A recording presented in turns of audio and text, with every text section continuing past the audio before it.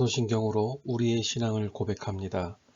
전능하사 천지를 만드신 하나님 아버지를 내가 믿사오며 그 외아들 우리 주 예수 그리스도를 믿사오니 이는 성령으로 잉태하사 동정녀 마리아에게 나시고 본디오 빌라도에게 고난을 받으사 십자가에 못 박혀 죽으시고 장사한 지 사흘 만에 죽은 자 가운데서 다시 살아나시며 하늘에 오르사 전능하신 하나님 우편에 앉아 계시다가 저희로서 산 자와 죽은 자를 심판하러 오시리라.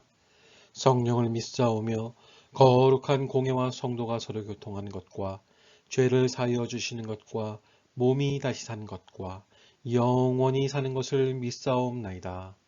아멘.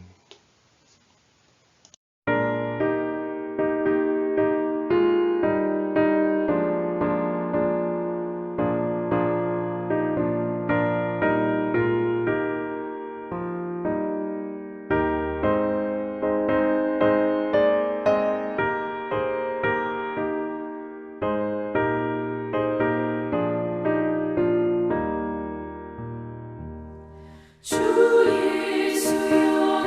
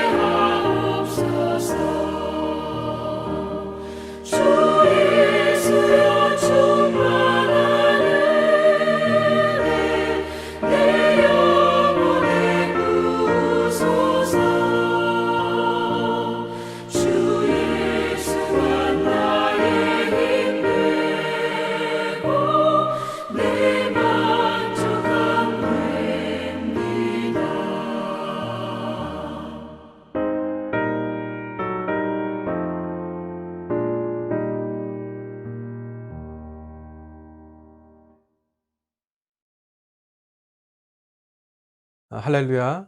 오늘은 나의 소리를 들으시는 여호와라는 제목으로 하나님의 말씀 함께 나누겠습니다. 오늘 말씀은 하나님께 기도드릴 때 우리에게 주시는 그 성도의 유익함에 관한 말씀입니다. 성도가 되었기 때문에 받는 유익이 있습니다. 그것은 늘 하나님께 나의 마음을 올려드릴 수 있다는 것입니다. 이 마음을 드리는 이 기도는 성도의 성숙 및 성장에 꼭 필요합니다. 오늘 말씀을 통하여서 신앙의 성숙함으로 하나님과 교회의 일에 기쁨 되시는 성도 되시길 축복합니다. 여러분, 신앙의 성장이라는 말은 영과 육의 성장을 이야기합니다. 어린아이의 육체 성장은 너무 빨라 놀랄 때도 있는데요. 개월수에 따라 건강도, 생각도, 말도, 행동에도 큰 차이가 납니다. 저에게는 6학년의 조카가 있는데요. 이제는 제법 남자의 향기가 납니다. 이야기를 나누다 보면 얘가 이런 생각도 하는구나, 많이 컸구나 생각이 듭니다만 머지않아 아이고, 아이는 아이구나 이런 생각을 바로 이어하게 됩니다. 아이죠. 좀만 이야기해 보면 아이입니다. 중고등학생도 마찬가지입니다. 우리 아이는 일찍 철이 들어서 덩치가 커서 생각이 깊어서 내가 좀 편하게 해도 된다, 이런 말씀을 하시는 부모님들이 계시죠. 그런데 전문가들의 이야기는 그게 아니라고 합니다. 그래도 중고등학생이기 때문에 그 나이대에 맞는 것을 부모로서 잘 공급을 해줘야 한다는 것이죠. 부모로서 말도 행동도 조심해서 학생의 성장과 이해에 맞게 주어야 한다고 이야기를 합니다. 네, 그렇습니다. 그렇게 보여도 학생이고 교육도 필요하고 보살핌도 공급받아야 합니다.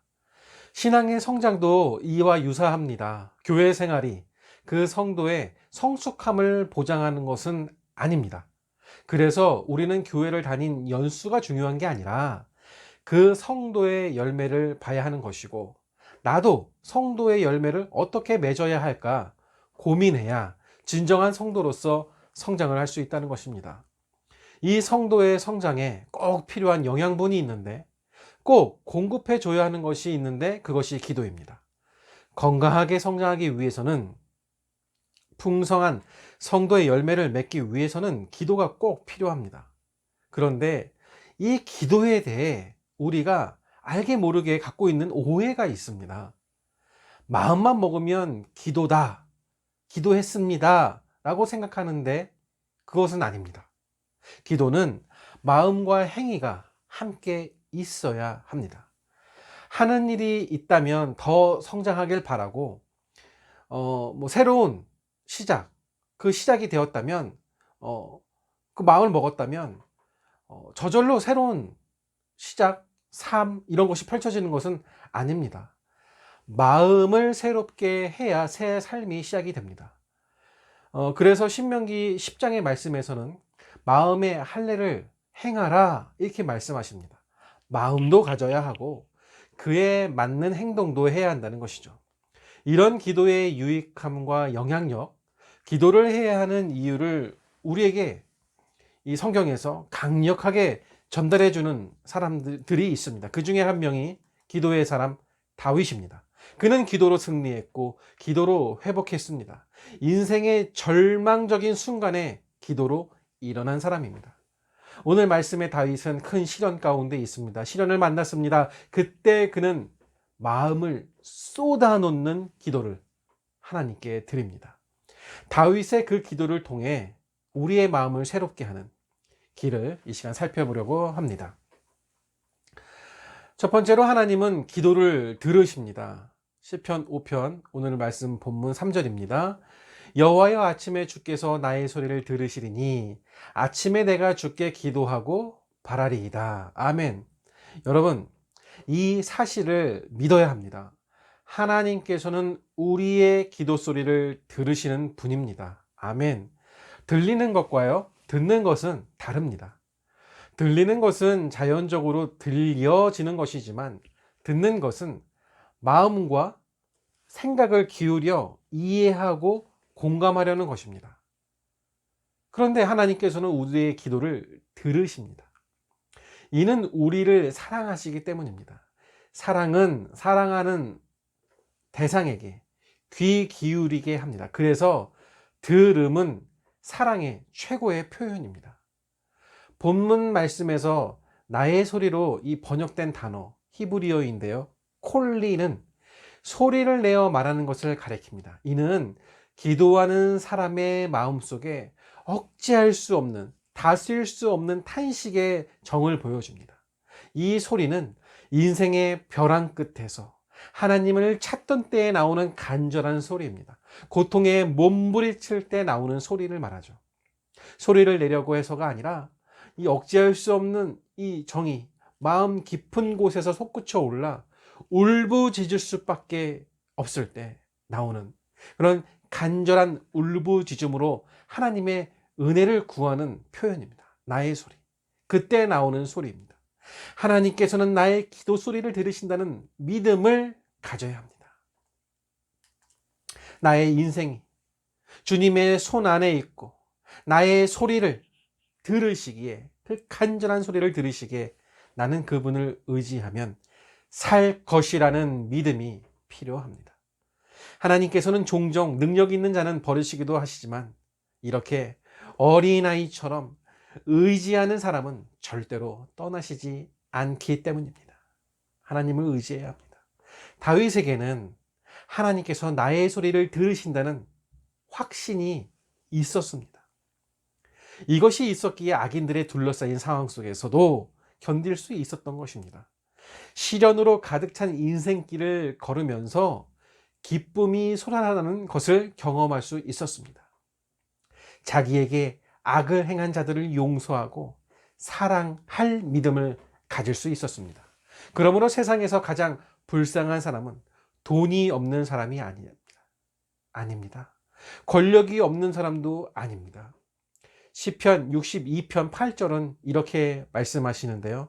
백성들아, 시시로 그를 의지하고 그의 앞에 마음을 토하라. 하나님은 우리의 피난처시로다. 아멘. 참으로 참으로 불쌍한 사람은 나의 이 마음 아픈 사연을, 나의 이 속 깊은 이야기를 털어놓을 하나님이 없는 사람입니다.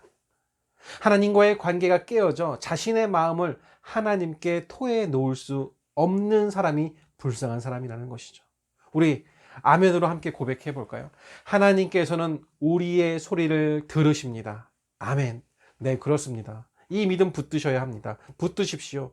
그리고 간절하고도 끈질긴 기도로 그분께 나아가셔야 합니다. 두 번째로, 하나님과의 언약을 기억해야 합니다. 다윗은 하나님을 여호와라고 부릅니다. 출애굽기 6장에 보면 이 여호와라는 거룩한 이름은 하나님과 언약을 맺은 이스라엘에게만 알려진 이름입니다. 다른 사람은 몰라요. 시인은 하나님을 여호와라고 부름으로써 자신이 하나님과 언약을 맺은 백성임을 기억하기 위해 노력했습니다.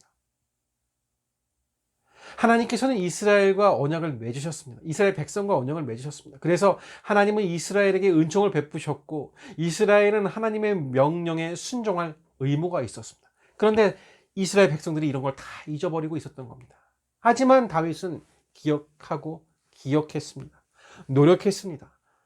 이스라엘은 언약 관계를 저버려 타락했지만 하나님께서는 언제나 언약에 충실하셨습니다. 그 하나님을 기억했던 것입니다. 그래서 마치 아버지가 자녀를 돌보듯 이스라엘을 사랑하셨던 것입니다. 다윗은 그 언약을 알고 있었습니다. 자신은 부족하고 허물이 크나 하나님께서는 변함없이 자기를 불쌍히 여기실 것을 바라보았습니다. 우리는 그리스도를 통하여 새 언약에 참여했습니다.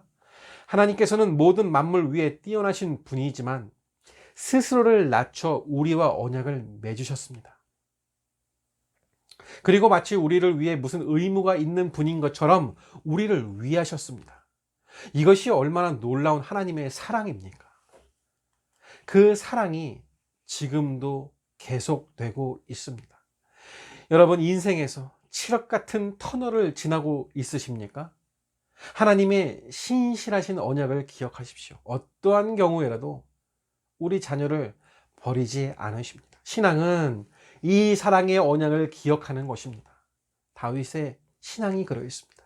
이 사랑을 기억하고 하나님께로 돌아오는 성도들이 되어야겠습니다. 세 번째로, 기도하기로 뜻을 세워 나가야 합니다. 5편 3절의 후반부인데요. 아침에 내가 주께 기도하고 바라리이다. 다윗은 인생의 큰 시련을 만납니다. 사망의 골짜기에서 자기의 심정을 헤아리시는 하나님께 부르짖는 기도를 드렸습니다. 그때 그는 하나님께서 자기뿐 아니라 온 세상을 주관하시는 왕이심을 깨닫게 되었습니다. 이 깨달음이 기도의 뜻을 세우게 하였습니다. 여기서요, 이 기도하다라고 쓰여진 단어는 무엇인가를 줄지어 하나하나 늘어놓다라는 의미가 있습니다. 그러므로 이 시인의 이 간절한 고백은 이렇게 우리가 좀 이해하면 좋겠습니다. 내가 나의 모든 사연을 주님 앞에 하나하나 쏟아 놓는다. 우리는 시련과 고난을 만날 때 종종 사람들에게 하소연합니다. 네, 그거 필요할지 모릅니다. 필요합니다. 필요할 수도 있습니다. 그러나 그것은 궁극적인 해결책이 아닙니다. 우리의 어려움을 공감해 주는 사람도, 그 사람도 해결할 수 없는 문제가 너무 많은 한 사람이기 때문입니다. 그래서 시인은 고난과 시련 속에서 자신의 사연을 하나님께만 쏟아 놓았습니다. 지혜롭지 않습니까? 자신의 문제도 해결하지 못하는 그 인간에게 무슨 고민 상담을 합니까? 철저하게 하나님께만 쏟아 놓습니다. 기도했다는 겁니다. 힘든 사연과 사정을 하나님께 쏟아 놓고 모든 것을 주님께 고하였습니다. 오직 하나님만이 자신의 문제를 해결해 주실 수 있을 것을 믿었기 때문입니다. 여기서 바라다, 이 단어가 참 우리가 마음에 새겨야 할 것인데요. 어떤 기대감을 갖고 하나님을 우러러보는 것을 뜻합니다. 네, 저희 바라본 교회의 그런 의미이기도 합니다. 믿음은 바랄 수 없는 중에 바라는 것입니다. 소망이 모두 사라진 것 같은 때 하나님께 영혼의 닻을 내리는 것이 신앙입니다. 그 닻은 어떠한 바람에도 어떠한 파도에도 흔들리지 않습니다. 다윗은 고난의 때의 모든 소망을 하나님께 두었습니다. 그분만이 자신의 도움이심을 믿고 온 마음으로 온전히 바라보았습니다. 우리에게도 이런 믿음이 필요합니다. 때로는 뜻대로 안 되는 현실을 우린 경험합니다. 절망스러운 상황에 부닥치기도 합니다. 그때 눈을 들어 하나님을 바라보십시오. 모든 문제는 땅에서 일어나지만 답은 하늘에 있습니다. 오직 우리의 모든 소망이 하나님께 있음을 믿고 하나님을 바라보십시오. 그러면 언제나 거기 계셔서 일하시는 하나님을 만날 수 있을 것입니다. 어떤 일은 한두 번의 기도로 해결되기도 합니다. 은혜죠. 그러나 어떤 일은 오랜 기간 많은 기도를 요구합니다. 이는 우리가 더욱더 하나님을 의지하게 하시기 위함이 아니고 무엇이겠습니까? 오랫동안 마음을 쏟는 기도를 통해 우리를 더욱 정결하게 하시기 위함이 아니겠습니까? 망가졌던 하나님과의 관계를 고치기 위함이라 저는 생각을 합니다. 그러므로 우리는 하나님을 바라봐야겠습니다. 시편 123편 2절은 이렇게 바라보라며 우리에게 외치고 있습니다. 상전의 손을 바라보는 종들의 눈같이, 여주인의 손을 바라보는 여종의 눈같이 우리의 눈이 여호와의 우리 하나님을 바라보며 우리에게 은혜 베풀어 주시기를 기다리나이다. 아멘. 그렇습니다. 귀를 기울이시는 하나님만이 유일한 소망이심을 기억하십시오. 어떠한 처지에서든지 마음을 쏟아 기도하기로 뜻을 세우시는 우리 되기를 간절히 바랍니다. 여러분, 혹시 다윗의 삶은 나와는 거리가 멀다, 우리와는 거리가 멀다 생각하십니까? 다윗의 기도는 우리가 할 수 없는 기도다, 나는 할 수 없는 기도다 생각하십니까? 아닙니다. 우리의 삶에도 높고 낮음이 있고 맑은 날도 흐린 날도 있고 기쁜 날도 있고 눈물 없이 보낼 수 없는 날도 많이 있습니다. 우리의 삶은 전쟁터와 같기 때문입니다. 코로나로 힘든 지금도 마찬가지죠. 살기 위해서는, 살아남기 위해서는 남들보다 몇 배로 노력해야 합니다. 장사를 하시는 분, 사업을 하시는 분, 회사를 다니시는 분, 너무나 힘이 든 시대죠. 우리의 바라봄 교회도 역시 다른 교회와 비교하면 연약합니다. 코로나의 영향도 받았습니다. 우리 바라봄 교회가 부흥을 하려면 그래서 남들 교회보다 몇십 배는 노력을 해야 합니다. 여러분, 함께 하면 됩니다. 그런데 그 부흥의 주인공이 내가 되어야 한다는 것입니다.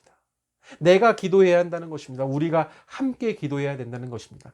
하나님의 역사의 현장에 내가 있어야 한다는 것입니다. 여러분, 우리는 스포츠를 통해 참 많은 교훈을 얻습니다. 왜냐하면 정말 거친 곳이거든요. 위험합니다.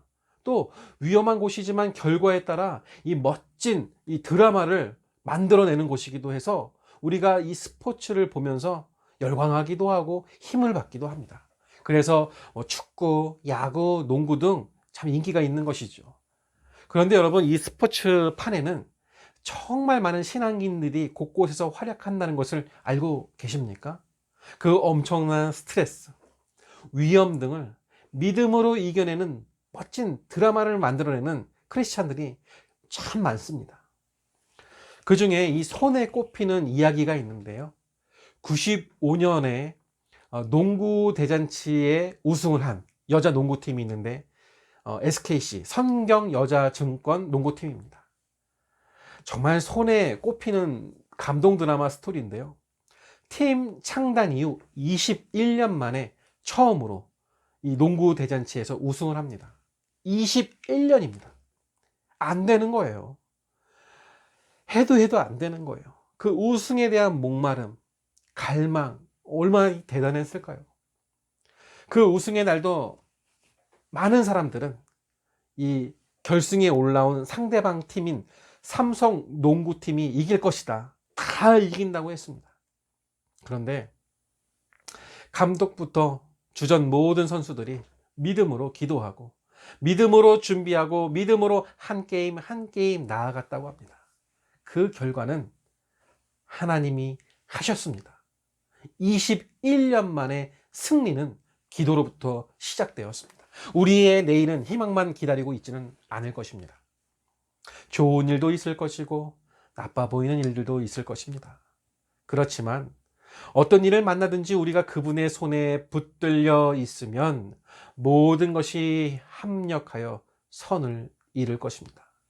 모든 일 가운데 하나님을 붙들어야 합니다.